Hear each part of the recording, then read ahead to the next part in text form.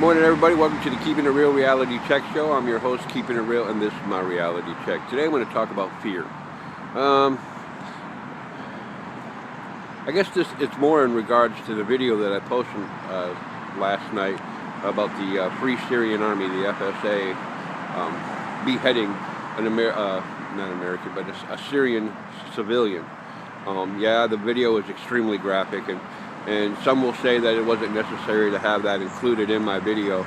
I beg to differ. I think it's, if you watch anything about the Obama administration financing the FSA in Syria to oust President Assad,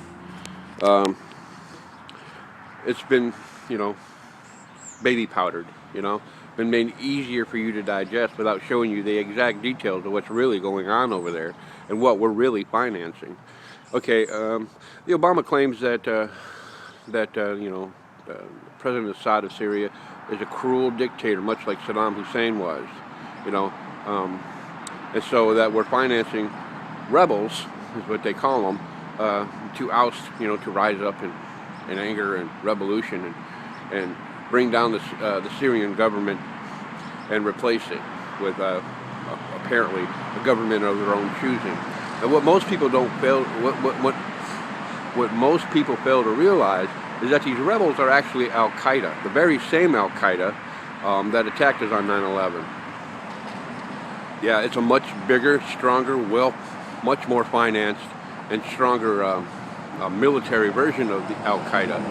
Now, you have to go back and look at the CIA's involvement with Al-Qaeda throughout history. Zerbanowski, he helped the Carter administration form Al-Qaeda in order to get the Russians out of Afghanistan. That was the Russian-Afghanistan War. But that's how they were formed. The Carter administration contacted Osama bin Laden. I said, hey, listen, we need your wealth, your power, and your influence on the people of Afghanistan to get together a bunch of radicals, extremists in your religion, to hopefully oust the evil Russians out of your country. And what most people don't realize, it was all about controlling oil. But the message was good. We had to get the evil Russians out of Afghanistan. And to do so, they created what was called back then the Mujahideen. The Mujahideen, then waged war, with American weapons that we supplied them. And the Russians basically turned tail and left the country. That was the first case that I can think of the Al-Qaeda being used by the CIA. Now, the second time I can really honestly think of something that the CIA used Al-Qaeda for was 9/11. Now, 9/11 was an inside job. You can argue with me all you want. You're crazy. No, it's not crazy, guys. They were aware that, the terrorists were in country. They actually let them in. They let them through the airports. They knew who they were. They were on watch lists, and they were still allowed to get on planes. Nonetheless, I could go into the whole 9/11 conspiracy thing, but the internet is just packed full of videos of proof and evidence that 9/11 was no doubt an inside job. And if you know the history of the CIA and Al-Qaeda, you know that they use Al-Qaeda to overthrow governments. And that's exactly what happened on 9/11. And that's exactly what happened in Libya with Benghazi. And Benghazi was the start of Arab Spring. I mean, Tunisia, Egypt, all these countries are now being overrun by rebels that we're being led to believe by the mainstream media are the people of those countries rising up. When in reality, it's CIA backing Al-Qaeda, the Muslim Brotherhood, to overthrow these governments and implement Sharia law in those countries. And now we have the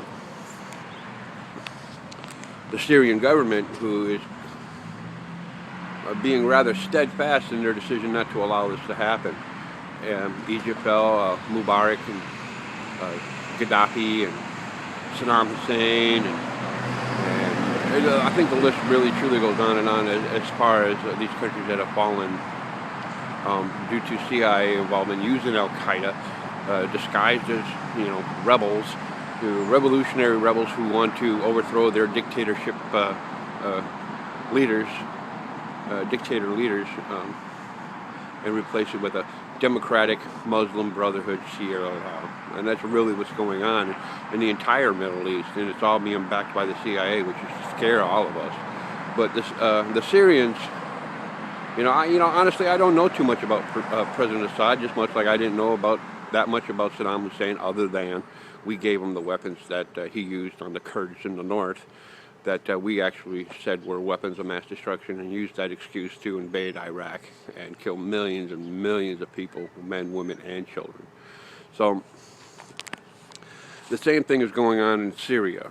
We have Al-Qaeda rebels going by many names. The FSA is one of them. And we're financing them with American taxpayer dollars. I didn't okay it. As far as I know, the taxpayer dollars, federal taxes, were intended to bolster our federal military to protect our country, not to invade other countries or replace governments, and that's exactly what's going on. But it's how we're doing it, man. We're financing some extremely radical Islamic organizations to go into countries and cut people's heads off. Is that the American dream? Is that what we grew up to work and strive for? Is that if you don't comply and you don't agree with their version of radical Islamic Allah, and I mean, these people are fucking insane people. I mean, you can track these people all the way throughout history, folks. I mean, all the way. They were used, with the Babylonians, to punish the Jews, and it's happening today.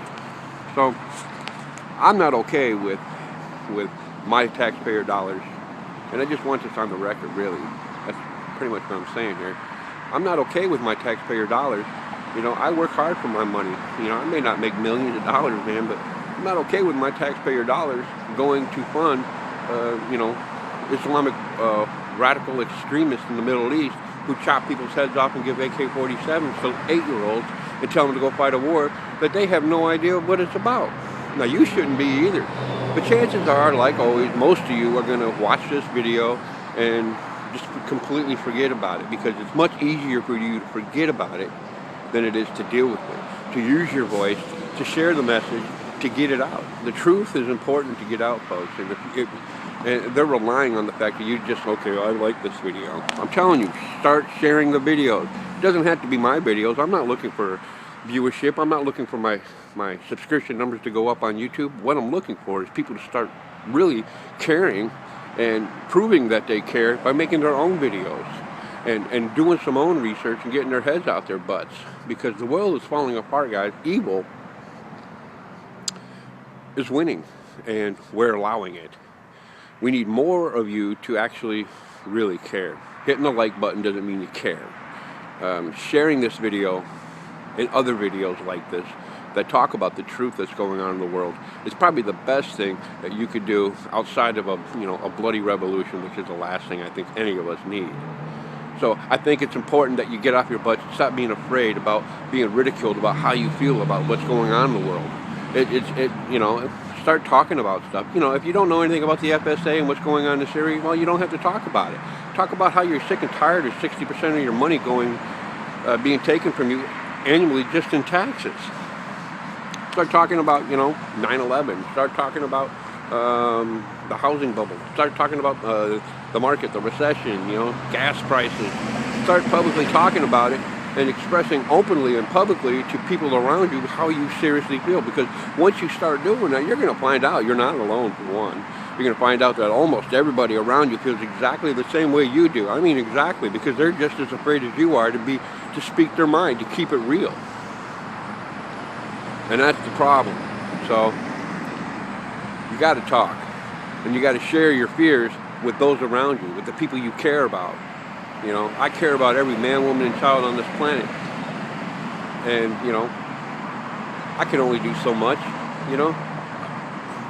We just all need to partake of this, man. It's an info war, guys. And if we don't want it to get any worse than that, we have to share the information. I'm concerned about my taxpayer dollars going to FSA, the Free Syrian Army. I'm very concerned about it, just like you should, so I made this video. I'm concerned about Monsanto and GMO, genetically modified organisms, GMO foods being sold in our supermarkets that have no FDA regulations, and chances are they're getting all of us very sick. I'm worried about that. I'm worried about the truth about 9/11. I'm worried about a lot of things, so I make videos and I post them on the internet, all over the internet, for people to listen, hopefully listen to, and share. That's my thing. Share the videos, guys. Don't just like it. Pass it around. Let me be your crackpot. If you're afraid of what your mom is going to say because, you know, it's a bit extreme to talk like I do, then give them my video. Say, hey, listen, man, I found this video online. It got to make some sense. I mean, yeah, it's a little crazy, some of it, but man, you got to listen to what he's got to say. I mean, share the videos, guys. Pass them around. I'll be your crackpot. I got no problem. I've been doing this 30 years. I've been labeled a crackpot for 30 years by some. And you know what? And most of those people have changed their minds about me. So, listen, talk about it. Don't let fear keep you in chains, because that's what's happening. And pretty soon, if you don't talk about it, you're going to end up just like the guy in my FSA video with your head cut off and thrown in a ditch. This is your host, Keeping It Real, and this is my reality check.